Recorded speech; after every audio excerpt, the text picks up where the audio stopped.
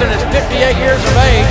So much of my talking about the youth of the WWF, these are not poor competitors. Before there was a Darren Young or a Sonya Deville, there was Pat Patterson, one of wrestling's all-time greats. But what most people didn't know for decades was that he was gay. And in the world of wrestling back then, this was enough to be thrown out of the circuit and discriminated against. Born Pierre Clermont on January 19, 1941, Pat Patterson left an indelible mark on the industry, both in the ring and behind the scenes. He was a Canadian-American wrestler and later a producer who spent much of his career working with WWE, formerly known as WWF. He's remembered for being the first ever WWE Intercontinental Champion and the genius behind one of WWE's most exciting matches, the Royal Rumble. In 1996, Patterson was inducted into the WWE Hall of Fame, solidifying his status as a wrestling legend. His contributions to the sport didn't stop there. As if his career wasn't legendary enough, in 2019, at the age of 78,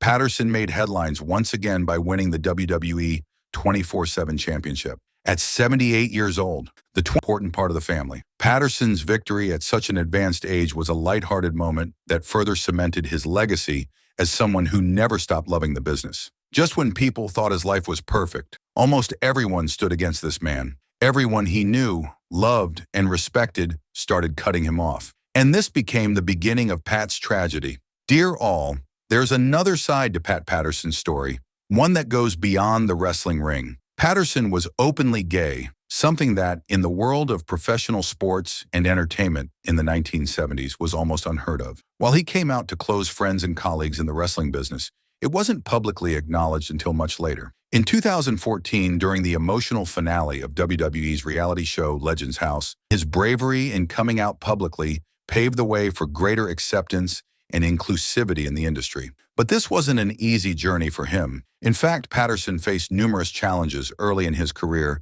due to his sexuality. Back in the 1960s, during what was known as the Lavender Scare, LGBTQ+ individuals were targeted and persecuted, especially in government jobs or public-facing roles. Patterson, being an immigrant from Canada, was no exception. The U.S. Immigration and Naturalization Service, INS, investigated him for homosexual activity in an attempt to have him deported back to Canada. This investigation lasted for years, and Patterson was subjected to humiliating interviews where he was questioned about his appearance, his relationships, and even accused of inappropriate behavior. Despite these challenges, Patterson stood strong, fighting to stay in the U.S. and continue his wrestling career. By 1971, Patterson was finally able to secure his green card, and in 2002, he became a naturalized U.S. citizen. His story is a sign to his resilience, not just in the wrestling world, but in his personal life as well.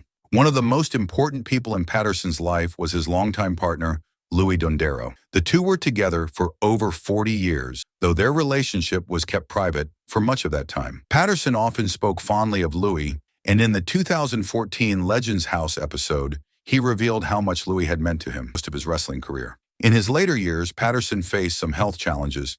In 2006, he underwent emergency heart surgery to remove a cyst from his coronary artery. Thankfully, he made a full recovery, and in 2008, he legally changed his name to Pat Patterson, the name that had become synonymous with wrestling greatness. Sadly, on December 2nd, 2020, Pat Patterson passed away, leaving behind a legacy that will be remembered forever. Whether you know him as the first Intercontinental Champion, the mastermind behind the Royal Rumble, or a trailblazer for LGBTQ+ individuals in sports, Patterson's impact on wrestling and on society is undeniable. He was a true pioneer, both in the ring and out, and his contributions to WWE will continue to be felt for generations to come. But being openly gay wasn't his only controversy. In 1992, Pat Patterson, a well-known figure in the wrestling world, was involved in a major controversy. Along with Terry Garvin, Patterson faced accusations of inappropriate behavior from former WWF announcer Murray Hodgson and a former ring boy, Tom Cole.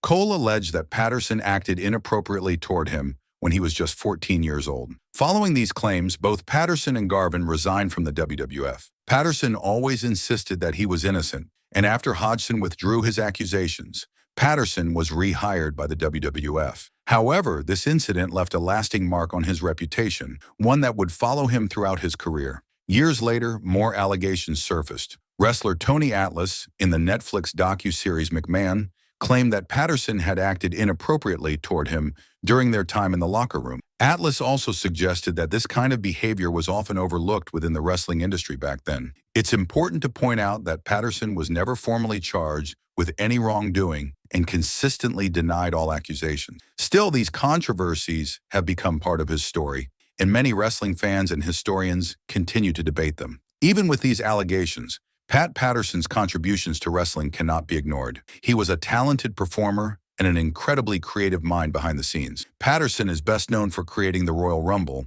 one of the most popular and exciting matches in WWE today. He was also a close advisor to Vince McMahon and played a significant role in shaping the WWF during its early years. Patterson was highly respected within the wrestling community, with many wrestlers praising his expertise and passion for the sport. His career spanned decades, and his influence continues to be felt in modern professional wrestling. After his death, we've made a pact to celebrate his epic career. Let's get into it, shall we?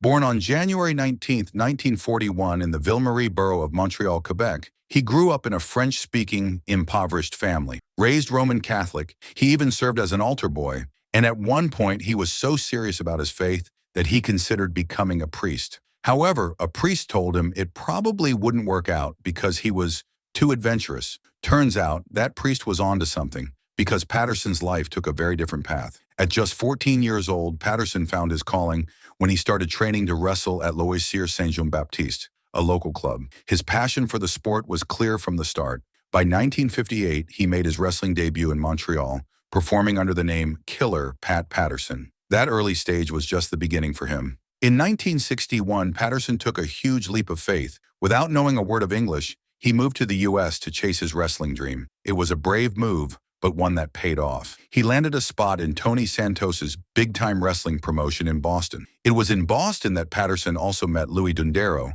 who became his lifelong partner. Their relationship lasted many years, and Louis was by his side through thick and thin.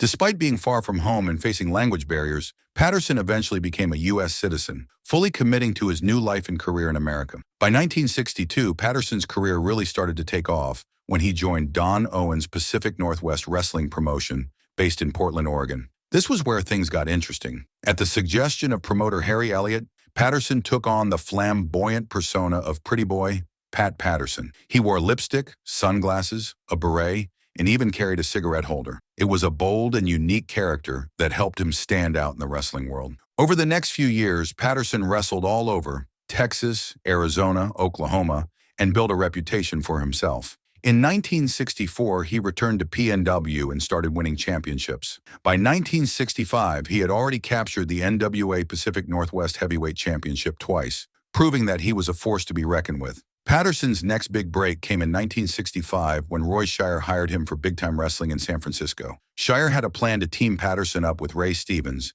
and to complete the look, he suggested Patterson dye his hair blonde. Together, they became known as the Blonde Bombers, and they were a hit. The duo won the NWA World Tag Team Championship twice in 1965 and 1967, and were widely regarded as one of the best tag teams of the 1970s. Even Bret Hart, a legend in his own right, once said that the Blonde Bombers were the best tag team of the 1970s. During this time, Patterson also ventured to Texas, where he wrestled as Lord Patrick Patterson, picking up more championships along the way. He even toured Japan and squared off against Antonio Inoki, one of Japan's top wrestling stars. No matter where he wrestled, Patterson was a top draw. In the late 1960s, Ray Stevens and Pat Patterson went from being partners to fierce rivals, leading to a series of intense matches. One of their most memorable showdowns was a Texas death match, which Stevens won. But the rivalry between them turned Patterson into a bigger star. In the early 1970s, he briefly wore a mask during his matches and would use it to hide foreign objects, adding power to his headbutts. Patterson was always finding creative ways to keep fans entertained. But in 1972, Patterson turned into a fan favorite, or babyface, as it's called in wrestling, and teamed up with Rocky Johnson, another wrestling legend. Together, they won the Tag Team Championship. Over the next few years, Patterson continued to win major matches, including the famous Cow Palace Battle Royal in San Francisco, which he won twice in 1975 and 1981. In 1977, Patterson took his talents to championship wrestling from Florida, where he continued to win titles. He even worked as a booker, helping to plan matches and storylines. In 1978, he joined the American Wrestling Association, AWA, where he once again teamed up with Ray Stevens to reform the Blonde Bombers. They won the AWA World Tag Team Championship that same year. Patterson's wrestling career took him all over the country, and by this point, he had cemented his status as one of the top stars in the business. In 1980, Patterson made a triumphant return to his home province of Quebec, wrestling for Lutte Internationale. Over the next few years, he held the Canadian International Tag Team Championship 5 times. Even in his home country, Patterson was a star, proving that his appeal was truly international. In 1979, Patterson made his debut in the World Wrestling Federation, WWF, the company that would later become WWE. Initially, he was a villain managed by the Grand Wizard, and he feuded with big names like Ted DiBiase and Bob Backlund. Patterson even won the WWF North American Championship in 1979 by using brass knuckles to knock out DiBiase. But perhaps Patterson's most famous achievement came when he became the very first WWF Intercontinental Champion in 1979. According to the story, Patterson won the title in a tournament held in Rio de Janeiro, but in reality, no such tournament took place. It was just a way to introduce the new championship. Over time, this fictional tournament became a running joke in WWE, and Patterson himself embraced the fun of it. During his time as Intercontinental Champion, Patterson made the switch from villain to fan favorite once again. His feud with Sergeant Slaughter in 1981 led to one of the most brutal and memorable matches in WWE history. A street fight at Madison Square Garden that was so intense, it was named Match of the Year by the Wrestling Observer newsletter. Though he retired from active wrestling in 1985, Patterson would still wrestle from time to time. On January 26, 1985, he faced Nikolai Volkov in a losing effort at a house show in Cincinnati, Ohio. He even teamed up with Andre the Giant for a couple of matches in Canada, where they defeated Ken Patera and Big John Studd. Patterson also made several appearances in Montreal in 1987, sometimes wrestling as a heel, even though he remained a backstage official in the U.S. His most notable win in this period was against Brutus Beefcake in Montreal, but his final match came 3 weeks later when he lost to Beefcake and got his hair cut, with Mr. T acting as the special referee. During this time, Patterson transitioned into working backstage as a road agent and Vince McMahon's right-hand man. He is credited with inventing and booking one of the most famous wrestling matches ever, the Royal Rumble. Besides this creative contribution, Patterson also worked in talent relations in the late 1990s and occasionally refereed matches, including at the first WrestleMania. Patterson's career took a dark turn in 1992 when he and Terry Garvin were accused of sexual harassment by former ring boys and announcers. Both men resigned from WWF during the investigation. While Garvin was later fired, Patterson was eventually rehired after the allegations were retracted. Despite the controversy, Patterson continued to make appearances in wrestling shows and pay-per-views, often playing a role in breaking up fights on screen. In 1997, Patterson took on a new role, playing a comedic heel as one of Vince McMahon's stooges alongside Gerald Briscoe. The two helped McMahon in his on-screen feuds with superstars like Stone Cold Steve Austin, The Rock, and Mankind. They were also members of the Corporation, a heel faction that opposed fan-favorite wrestlers. Patterson and Briscoe would often mock Hulk Hogan by entering the ring to his theme song, Real American, while mimicking his famous poses. As part of this comedic role, Patterson and Briscoe had some ridiculous moments. For instance, during a match in 2000, Patterson famously pulled down his pants to give Rikishi a stink face with underwear stained brown. This embarrassing moment was made fun of for weeks, with WWE commentators nicknaming him Poop Stain Patterson. Patterson even incorporated the dirty underwear into his gimmick, trying to rub them in the faces of his opponents. Patterson's comedic run continued when he and Briscoe fought over the WWF Hardcore Championship in 2000. After helping Briscoe win the title, Patterson betrayed him by spraying champagne in Briscoe's face and breaking a bottle over his head to claim the title for himself. Their feud culminated in an evening gown match at the King of the Ring,